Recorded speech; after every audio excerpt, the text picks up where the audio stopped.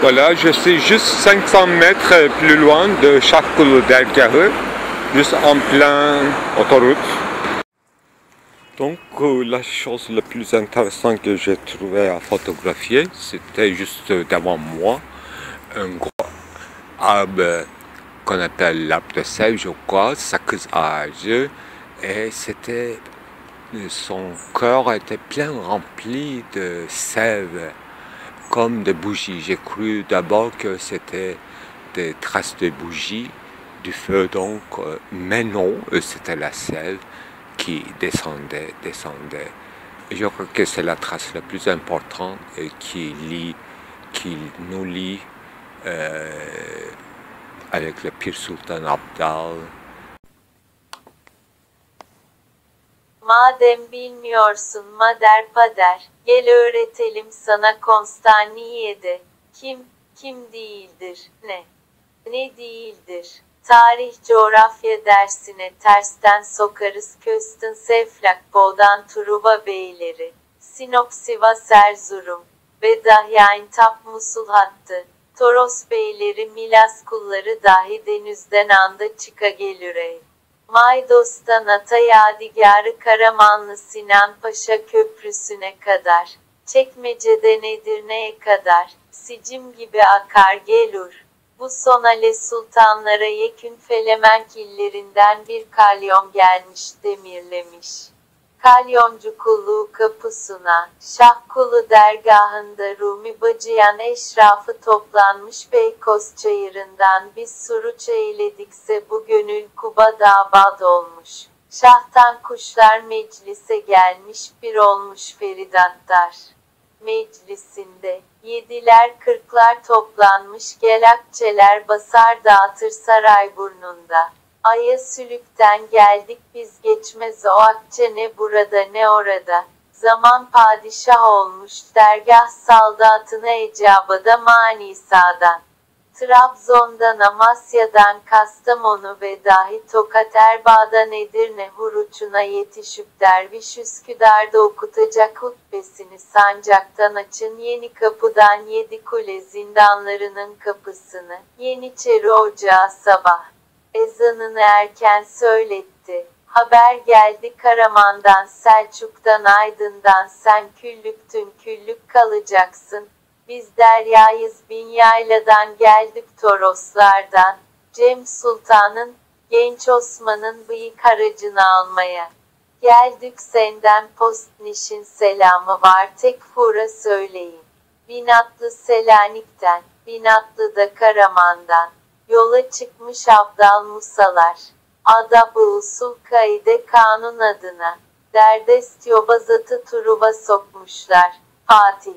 Medresesinde fetva okumuşlar. Saray önünde sabah namazında. Kazan kuvvetleriyle. Yenikapı Mevlevihanesi'nden hörç eylemiş sur. Ale sultanlarda Üsküdar'ı kalkışmış. Kuleli kulesiz kalmış derdeste dülüp. Halledilmiş Yuşa'da. Josua'da ayetler paramparça Kadiriler tekkesi vakit varken yoldan dön. Yol adabı öğren bre. İç kazan suyundan kaldır. Senin postnişin nerede? Şamdanın nerede ey Musevi hani? Okçu Musa ve adamları. Hani o geyikli, iskelesi, baba ve tekkesi. Numan'ın adamları ilk Bolşevik. Derdeste dup halletmeye Haliç'te Fener'de Balat'ta dedular bak bir. Yaptık sana Fındıklı'da Plaza Camii, durup destur eyledim kafire namazı. Zındık şarap içer nara atar, tophane taifesi garkola hani yürümüş boğaz keseni Türk gücünü ol zalim, derdest eylemiş kafiri. Namazın, tekke tekke almış başına lağımcı taifesi, dizdar olmuş hep dün. Vaki oldu. Çıkıp memleketi gezip dolaştım. Gördüm ki anda içler acısı o hali tophanenin yobazın. Bir misvak almış yürümüş fuhşu araba 13 Ocağı 2017. Voilà, je suis juste 500 mètres plus loin de Şahkulu dergahı, juste en plein autoroute. C'est une journée ensoleillée. Je me suis réveillé très tôt, mais avant très tôt, c'est-à-dire que j'ai dormi très peu. J'ai achevé mes films, bien sûr, j'ai beaucoup de travail. Aujourd'hui, c'était pour les raisons, disons, de prolongement, voilà, prolongement de ma carte de séjour, ou comment on appelait ça, disons, possibilité de liberté ontologique et géopolitique. J'ai essayé de faire certifier d'une certaine façon dans un quartier général bouclé, est devenu, voilà, quartier général, c'est-à-dire le capital, au détriment de toutes les autres, entre guillemets, institutions blessées, etc. Il fait très bon. Alors je finis mon travail, enfin mon truc officiel très tôt dans le matin pour être libre ensuite. Mais je fais toute une trajet d'une ville très vite avec sans voir le soleil. Et puis je suis sorti du métro dans un endroit là, on ne peut même pas marcher quand même. Il n'y a que des highways là. Et étonnamment, j'ai découvert à Istanbul, en plein highway, les gratte-ciel. Alors la plaza, ce qu'on appelle centre commercial, et plein de champs de choux. Alors là, les choux venaient d'Istanbul à Istanbul par highway.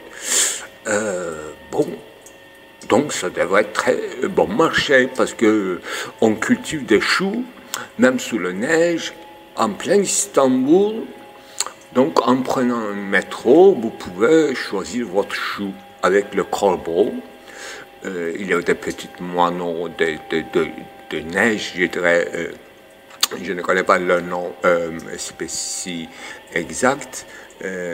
Ils faisaient festin les oiseaux dans le petit matin, dans les champs de choux d'Istanbul. C'est étonnant de voir ça encore. Il y a des champs qui résistent. Il y a même de petits lacs gelés, la grêle et la grêle. Je marchais difficilement, en fait. Essayer de marcher sur une highway à côté, mais c'est presque impossible. Parce qu'ils n'ont pas pensé à la possibilité que quelqu'un, sauf le fonctionnaire de mairie pour le nettoyage, qui passerait un jour par là. Ils n'ont pas imaginé faire un chemin. Les voitures, dès qu'ils sortent de highway, sans signalétique autre, ils descendent en bas dans leur bidonville qui est promettant. Voilà, ça suffit. Alors, comme j'étais libre, donc j'ai essayé de faire travailler mon attention quand même flottante pour faire un peu de la phénoménologie au sens strict du terme ou aléatoire. Ça fait la même chose en ce qui concerne moi. Alors, j'ai imaginé qu'on peut communiquer, on communique sur SMS ou en faisant de petits films, en publiant, à l'absence d'autres choses. On manque d'autres moyens. Alors, il y a des moyens de communication avec les oiseaux aussi, n'est-ce pas? On peut parfaitement espérer écrire des petits papiers sur le papier et mettre dans une bouteille, jeter par terre. Et essayer de quand même séduire les oiseaux pour qu'ils fassent ce travail de communication humaine, intra-humaine. Alors, le plus souvent, je parle français, c'est-à-dire un langage humain. De temps en temps, je parle anagrammatique. Et depuis quelque temps que les choses sont devenues sérieuses, je ne parle pas en langue. Je tiens la promesse ou le conseil de Saint Paul. Je prêche sans parler en langue, donc je prophétise pour parler comme dans les évangiles, comme les lettres dans les épîtres de Saint Paul, comme il ouvre une possibilité de penser en langue, en pluriel, c'est-à-dire pour Dieu en grammatique, et selon son langage, et parler aux humains humainement, dans un langage humain, en l'occurrence français. Voilà, j'essaie de me communiquer avec les lettres, mais je trouve le moyen quand même, les moyens de communication soient à peu près récurrentiels, à peu près stabilisés, sinon tout est signe, hein, tout. La nature nous envoie des signes, mais on s'en fout. Alors, pour que le moyen de communication, comme je n'utilise pas les grands rotatifs, les plateaux publicitaires, je ne loue pas, je ne paye pas pour me communiquer. Alors, soit comme alternative, les petits moineaux, soit le centre commercial en hiver, et les plages, les bannières, les citadelles, les murailles en été. Peut-être quelqu'un peut trouver mon message et glisser entre deux pierres taillées.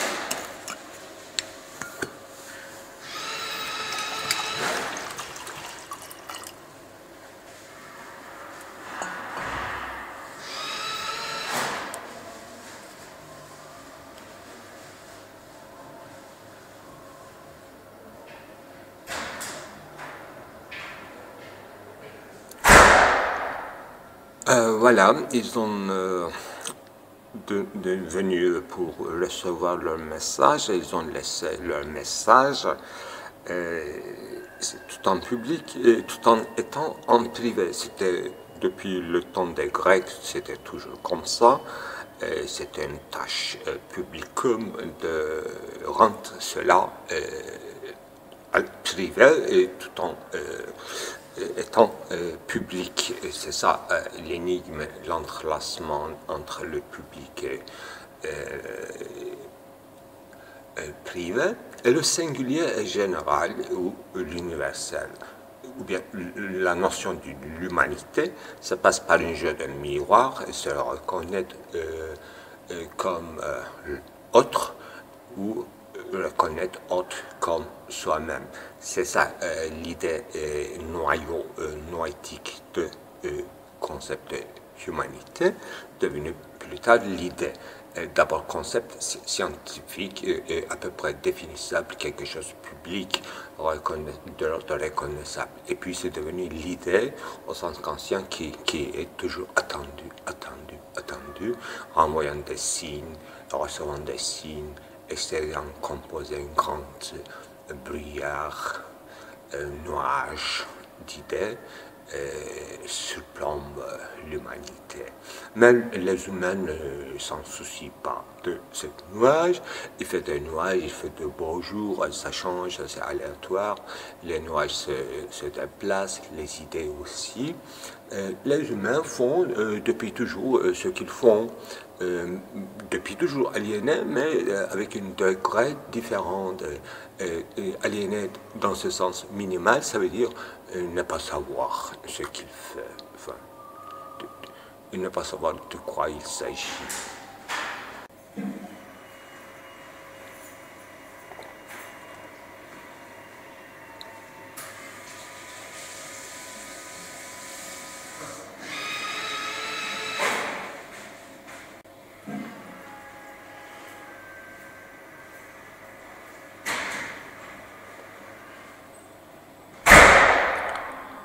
Voilà, comme dans l'examen, comme c'est induit, cela passe, cela revient, cela... c'était toujours comme ça.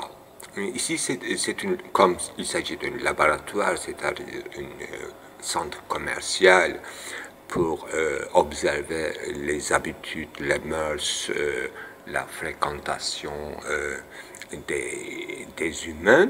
Et tout est surveillé, bien sûr, enregistré, contrôlé, calculé, pesé.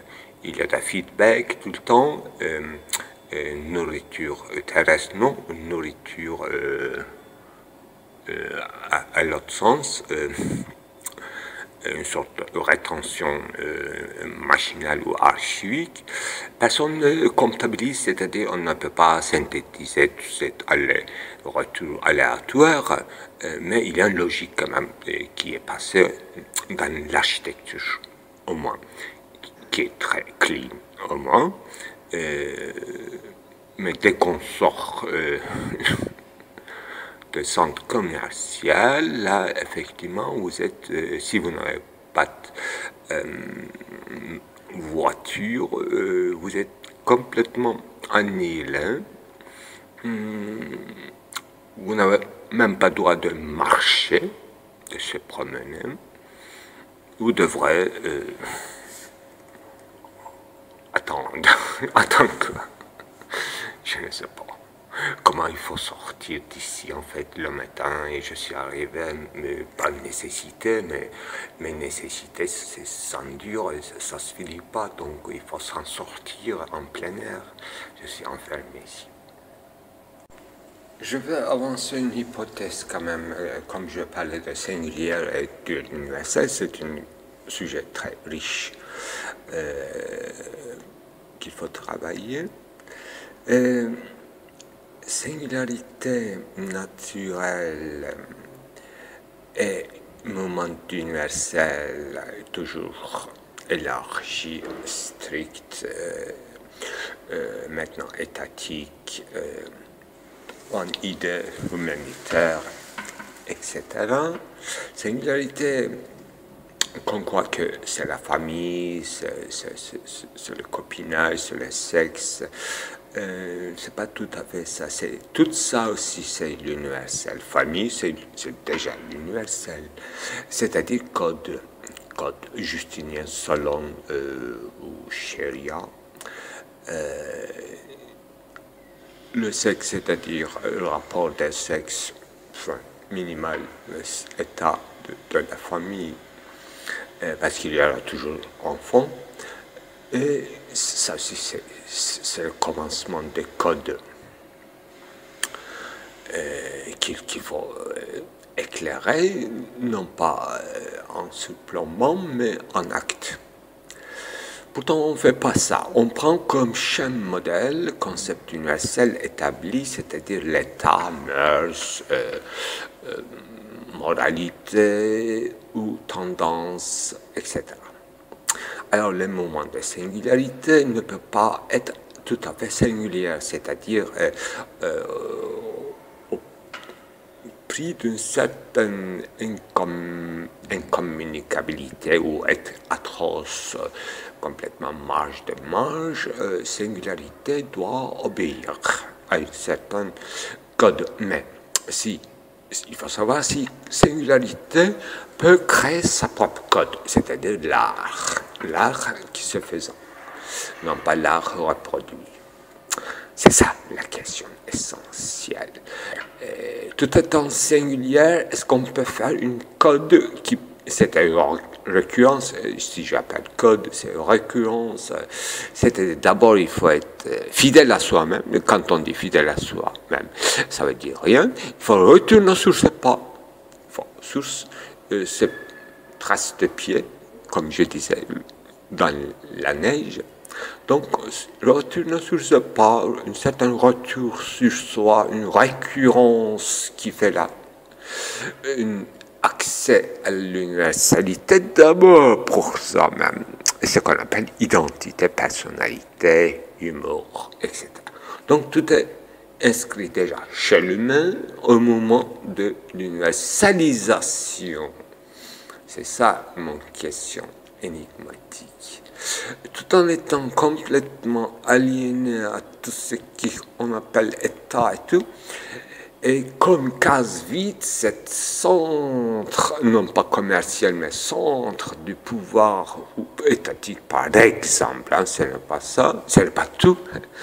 Ce centre présupposé est vide, c'est une case vide.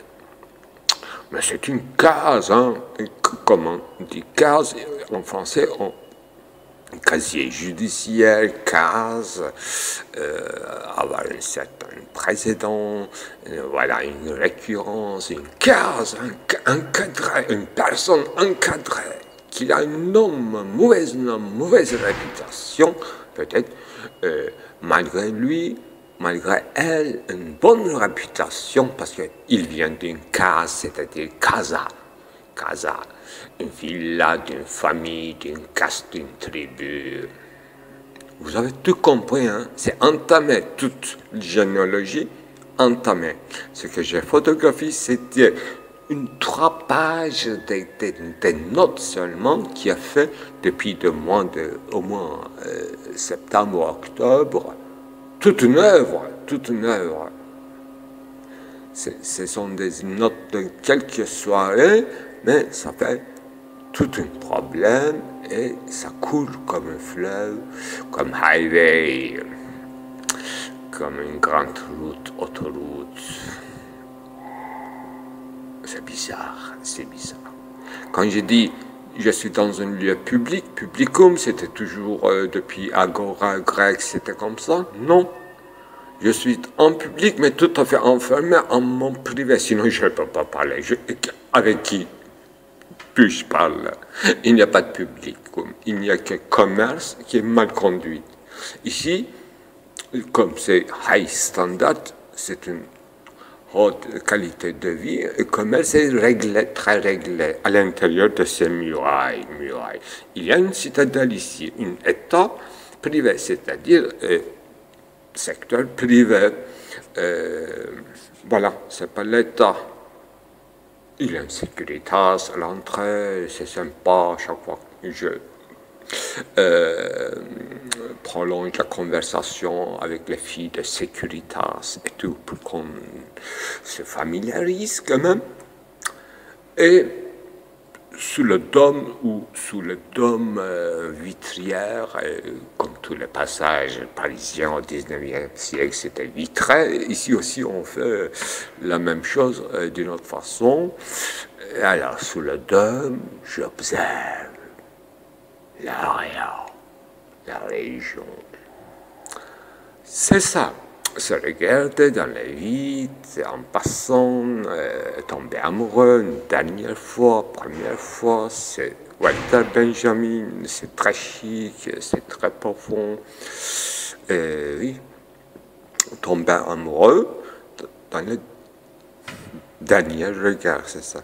Ce dernier regard, c'est-à-dire ce regard, c'est ontologiquement dernier regard que jette sur toi, parce que on se verra jamais, jamais dans cette ville ou dans ce monde, mais dans ce regard qui est quand même première fois, mais ontologiquement devenu dernière fois.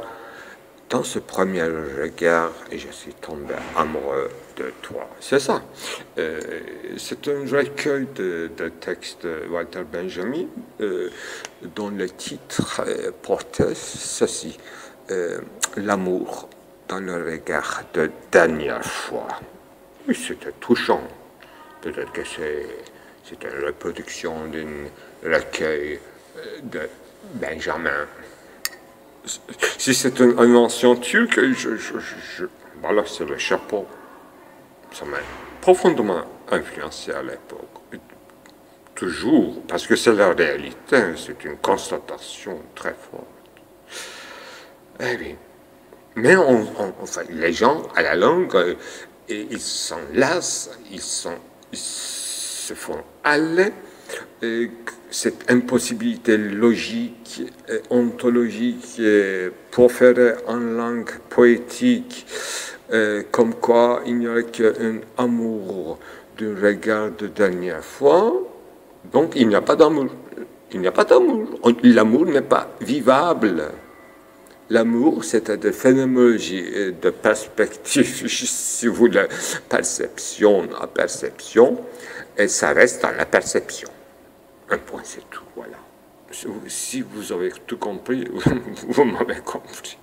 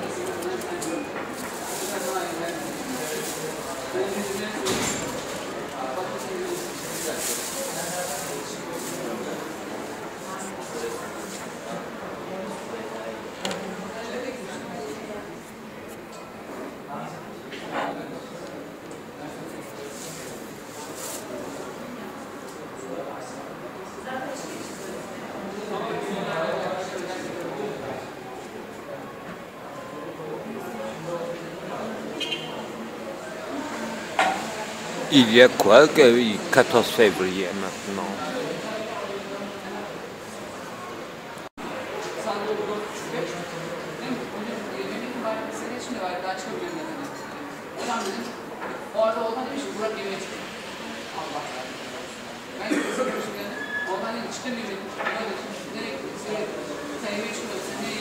İşten atılma hikayeleri.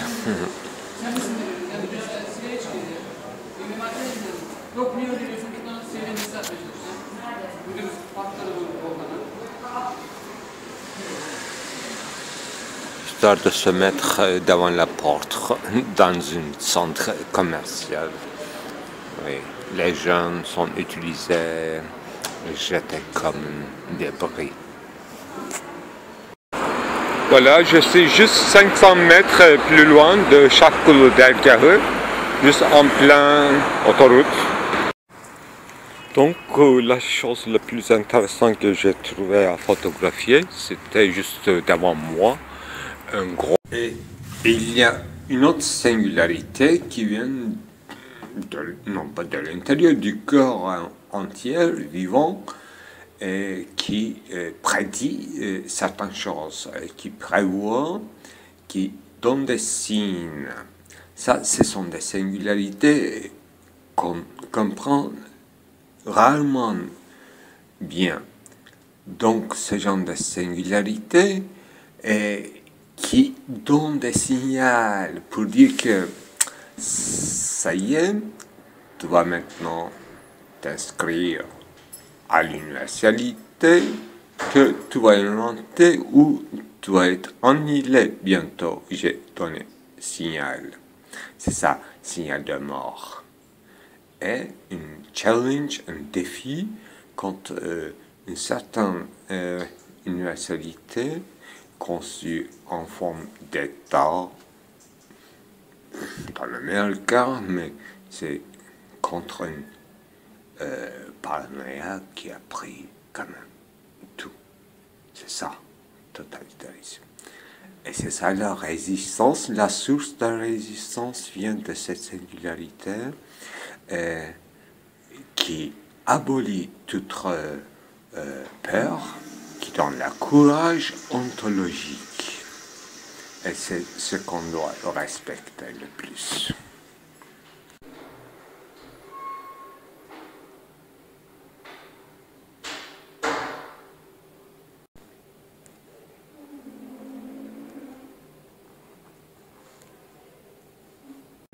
Certains d'entre nous, en disant que potestas n'a rien à voir avec potentia, ils font semblant de comprendre et distinguer tout si facilement.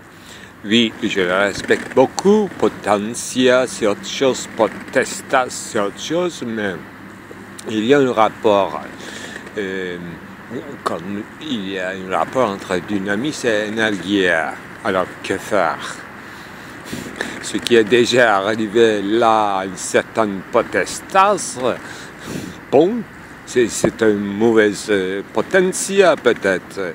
Alors, qui décide ça? Ça, au-delà de l'éthique restreinte, il n'y a pas de réponse ontologique. Non.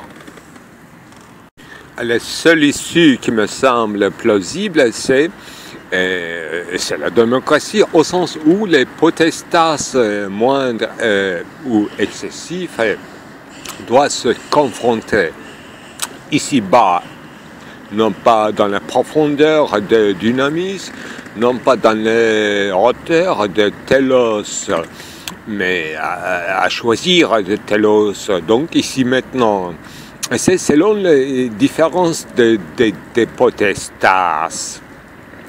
Je ne dis absolument pas que le plus fort gagne, absolument pas, mais le plus faible se montre, même dans sa faiblesse, comme une force.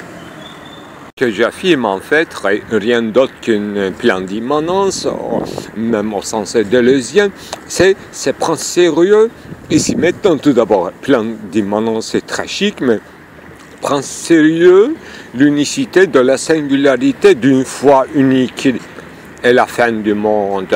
C'est servir à quelque chose de plus haut que soi-même. C'est ça, l'immanence inclut toute la transcendance, tout l'idéalisme. Oui, dans ce sens-là, je suis là, au sens le plus fort du terme. Sinon, j'observe, et bien sûr, j'enregistre, j'observe. Ça prend du temps, l'exercice hexier, etc. Mais il y a un excès de hexis. Là, il faut arriver là ou non pas arriver et tomber au bord de la tombe. Pourquoi pas?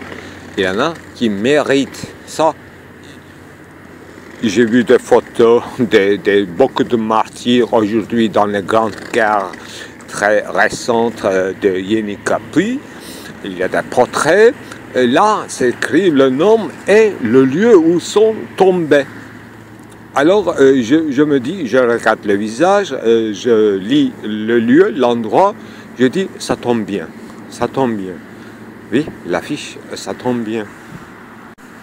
Bah, il ne faut pas me comprendre, si ça tombe bien, c'est parce qu'ils ont réussi leur petite vie. Ça leur tombe bien, ça tombe pas bien pour moi, ça leur tombe bien. C'était leur lieu exact où il fallait tomber, c'est leur immanence à eux. C'est ça la singularité, c'est ça la singularité trompée dans une ligne virtuelle déviée de l'universalité. Oui, on peut dire ça aussi. Le problème n'est pas se tromper dans sa singularité ou dans ce moment virtuel de l'universalité, mais se faire tromper par une certaine pseudo-universalité qu'on appelle aujourd'hui totalitarisme, un discours excessif. Alors si quelqu'un réussit à faire cela au nom de la démocratie, alors tout est renversé, bouleversé, au revoir. Peut-être au revoir, au revoir. Faire tomber la singularité dans le piège présumé de pseudo-universalité, ce qu'on appelle le fascisme ou l'idéologie en général. C'est respecter la singularité et servir à son épanouissement qu'on appelle la démocratie, à mon sens, les enfants.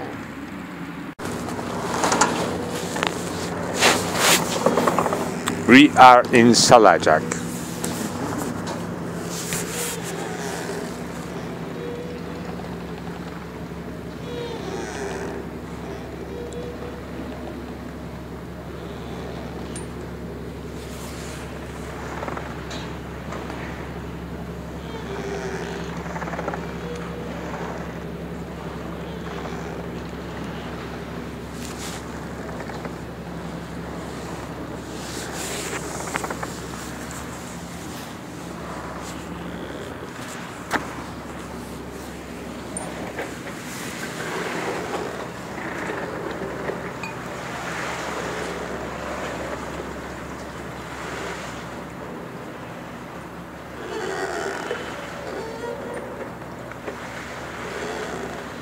Oui, c'est comme le soleil et le sommeil. Ce que j'entends de répondre.